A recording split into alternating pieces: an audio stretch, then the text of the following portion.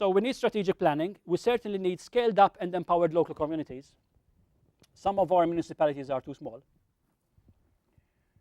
Some of our areas are not even incorporated. Prince Edward Island, 72% of the land area of Prince Edward Island is not incorporated.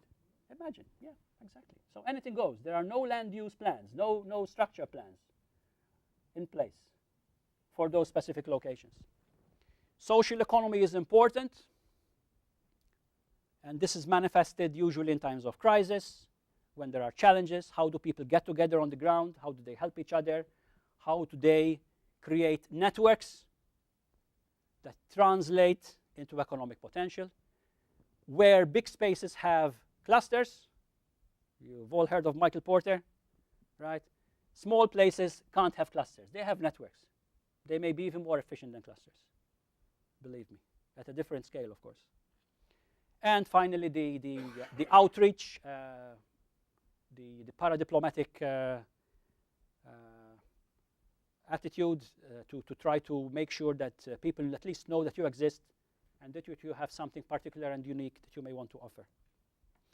So this is my final slide, or almost my final slide, penultimate slide. Island rural spaces. They can both be seen as being spaces for rent, where the locale is important. At the same time, they need to use and exploit agency in place. It's place-based agency. Are they welcoming communities? I can't go into a lot of detail on this. The success of places like Manhattan, like Singapore, depends on the ability of those places to attract and retain people of different nationalities, different cultures, different backgrounds. That is the mix that has allowed those places to be and remain so entrepreneurial.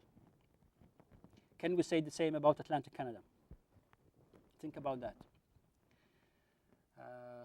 Prince Edward Island and Newfoundland, I think, are harder pressed than Nova Scotia and New Brunswick. We have more serious challenges in not just attracting but retaining our immigrant populations, because our host communities are still so same. There is a culture of sameness, whether we're talking about language, religion, color of skin, what have you. These are serious problems to welcoming diversity. Secondly, using spaces as basis for infrastructure, whether it's telecommunications infrastructure, military infrastructure. These are practices that have found peripherality useful in the past. They may still be useful in the future. Niche manufacturing platform. Again, repeating myself, I know, but it's important. We go for high value, low volume activities. Export processing zones that attract investment capital, preferably linked to what we can do. You don't just bring in a big company just because it's offering, 100 jobs. Perhaps it's just benefiting from a tax holiday or something. When that tax holiday disappears, say 5 years down the line, don't be surprised if that company disappears as well. If you want that company for 5 years, okay, bring it. If you want it for longer, think again. Try to bring investment that connects with the natural advantages of the place. The ability to attract part-time residents. If your local population is going down, one way of boosting it, at least temporarily, is by bringing in part-time residents.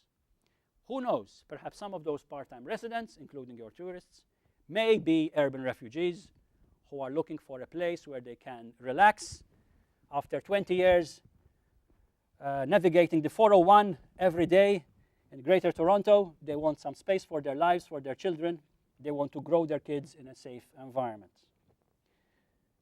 Tapping diasporas. Don't forget the outreach of many communities. They may have more locals living beyond than they have living within. Those locals usually feel an affiliation to their place. They feel they belong. They're usually wealthy in relative terms.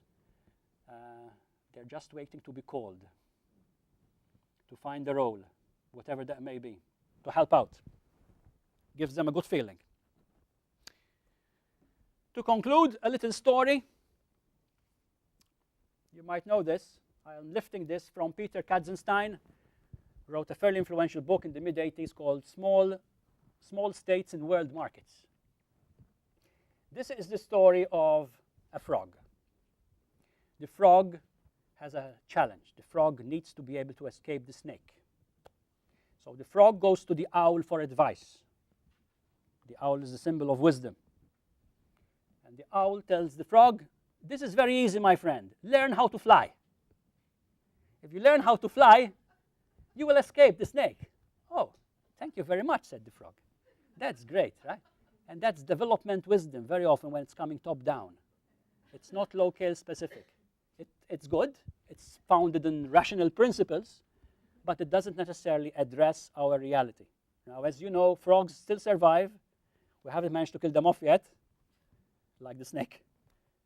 But it doesn't escape the snake by flying. It escapes the snake by using other strategies. And perhaps we need to, first of all, acknowledge, identify, and celebrate all these bottom-up strategies that many small, peripheral, rural regions and islands have demonstrated through practice, inductively, as they navigate the spaces of the 21st century. So I'll stop there. Thank you.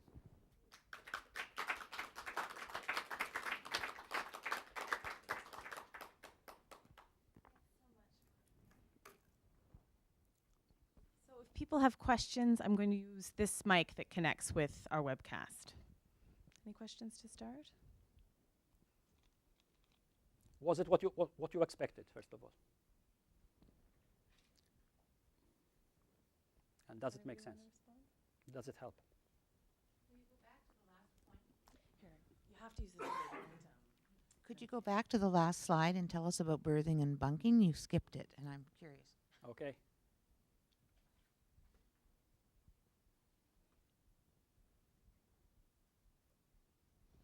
Yes. When I refer to islands or rural spaces as spaces for rent, rent is a very important economic activity. Unfortunately for David Ricardo, who back 200 years ago wrote a treatise about the importance of rent in economic growth, the world has gone in a different direction in the mainstream, right? The world has gone in the direction of value added rather than rent. So there are different forms of income. One form of income that has not been considered to be economically as lucrative as value added has actually been rent. Rent means place-based extraction of value. So you use a particular space, you sell the temporary use of that space to people because they want to use that space. Tourism works like that.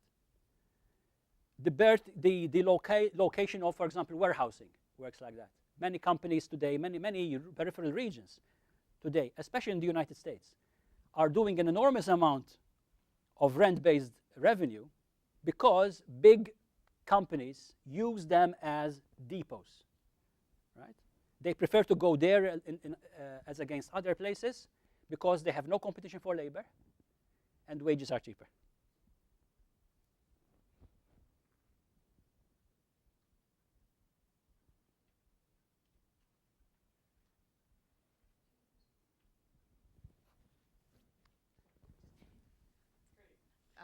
Maybe also you'd say more about the paradiplomacy, because it struck me as you were talking that in this region, paradiplomacy would touch on a number of other strategies that are important.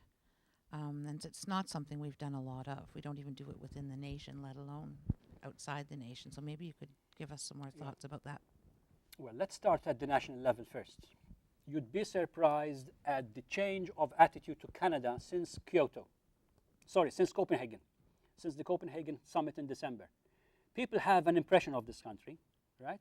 And when some of the practices or non-practices that occur politically don't conform to that image, people are concerned or confused. You know, what's going on? That reflects the power of the brand, right? When I got my citizenship certificate yesterday, in fact, I have it in my bag. I went to apply for my passport downtown, and I brought it with me just in case the passport officer wanted to see it. She did it, but it's still there. There's a letter from Stephen Harper. It's a circular type of letter, but it refers to the reasons why he thinks I became a Canadian citizen, right? And they include references to Canada being the most peaceful country in the world, for example, right? This is part of the brand. Now, whether it's true or not is a different matter.